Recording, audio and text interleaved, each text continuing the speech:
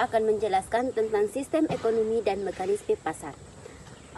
Sistem ekonomi pasar adalah suatu sistem di mana keputusan ekonomi utama, apa yang diproduksi, bagaimana, dan untuk siapa, dibuat oleh individu dan perusahaan swasta, bukan oleh pemerintah.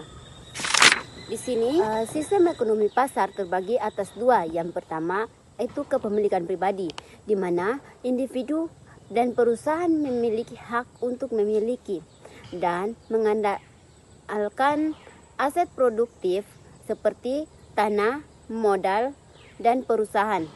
Yang kedua, itu kebebasan ekonomi, yang mana setiap orang bebas untuk memiliki pekerjaan, memulai bisnis, dan membeli barang atau jasa yang diinginkan. Di sini kita masuk di mekanisme pasar. Apa sih mekanisme pasar? Mekanisme pasar itu adalah inti dari ekonomi pasar. Mekanisme pasar adalah tangan tak terlihat yang mengatur alokasi sumber daya. Proses ini terjadi secara alami melalui interaksi antar permintaan dan penawaran. Permintaan atau demand adalah jumlah suatu barang atau jasa yang diinginkan dan mampu dibeli oleh konsumen pada berbagai tingkat harga. Sedangkan penawaran atau supply adalah jumlah suatu barang atau jasa yang ingin dan mampu dijual oleh produsen pada berbagai tingkat harga. Ada juga faktor-faktor yang mempengaruhi permintaan dan penawaran. Faktor-faktor yang mempengaruhi permintaan terbagi atas 4. Yang pertama, ada harga barang. Yang kedua, ada pendapatan konsumen. Yang ketiga, harga barang lain. Dan yang keempat, ada selera dan preferensi. Adapun faktor-faktor yang mempengaruhi penawaran terbagi atas 4. Yang pertama, harga barang. Yang kedua, biaya produksi. Yang ketiga, teknologi. Dan yang keempat, ada kebijakan pemerintah. Adapun kelebihan dan kekurangan pasar. Kelebihannya adalah efisiensi alokasi sumber daya. Sumber daya dialokasikan secara efisien untuk memproduksi barang yang paling diminati oleh konsumen. Sedangkan kekurangannya adalah kegagalan pasar. Mekanisme pasar tidak selalu sempurna. Contohnya, ketidaksetaraan pendapatan. Sistem ini cenderung menciptakan kesengajaan antara si kaya dan si miskin. Kita masuk ke kesimpulan.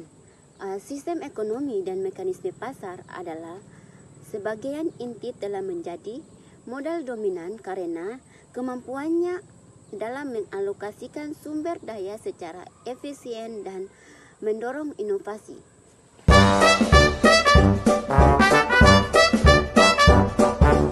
Di sini kita akan lanjut ke materi selanjutnya yang berjudul teori perilaku konsumen.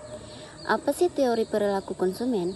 Teori perilaku konsumen adalah analisis tentang bagaimana seseorang mengambil keputusan dalam memilih barang dan jasa yang akan dikonsumsi, dengan tujuan memperoleh kepuasan maksimal dari keterbatasan pendapatan yang dimiliki.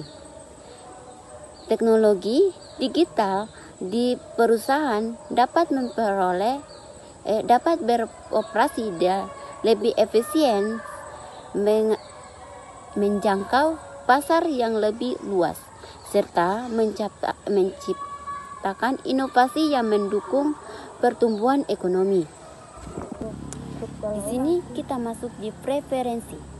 Preferensi konsumen itu menggambarkan urutan pilihan yang dibuat berdasarkan selera atau keinginan. Preferensi konsumen memiliki 3 sifat utama. Yang pertama, itu kelengkapan, di mana konsumen mampu membandingkan dan memilih di antara 2 bundle barang. Yang kedua, transitivitas, di mana jika A lebih disukai dari B dan B lebih disukai dari C, maka A lebih disukai dari C. Yang ketiga, ada konsistensi, di mana pilihan konsumen cenderung stabil pada kondisi yang sama. Preferensi konsumen digambarkan melalui kurva indifference, yaitu kurva yang menunjukkan kombinasi barang yang memberikan tingkat kepuasan sama bagi konsumen. Garis anggaran atau budget liner. Garis anggaran menggambarkan keterbatasan pendapatan konsumen dalam membeli kombinasi barang atau jasa.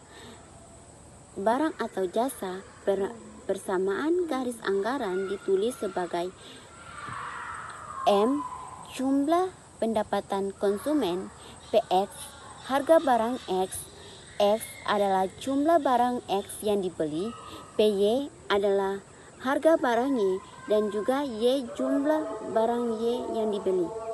Garis ini menunjukkan semua kombinasi barang X dan Y dapat dibeli dengan pendapatan yang ada.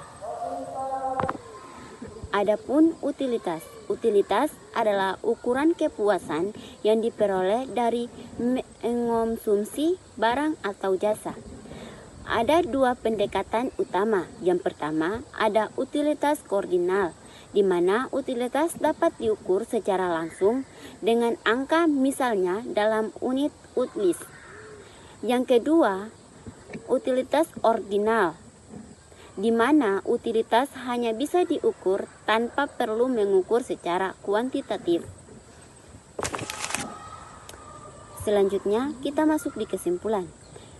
Teori perilaku konsumen menjelaskan bagaimana konsumen membuat pilihan dalam keterbatasan pendapatan untuk memaksimalkan utilitas. Preferensi menggambarkan selera konsumen. Garis anggaran menunjukkan batas daya beli, dan sedangkan utilitas mengukur tingkat kepuasan. Keseimbangan konsumen tercapai pada titik di mana garis anggaran bersinggung dengan kurva indifference. Mungkin itu saja hasil presentasi saya.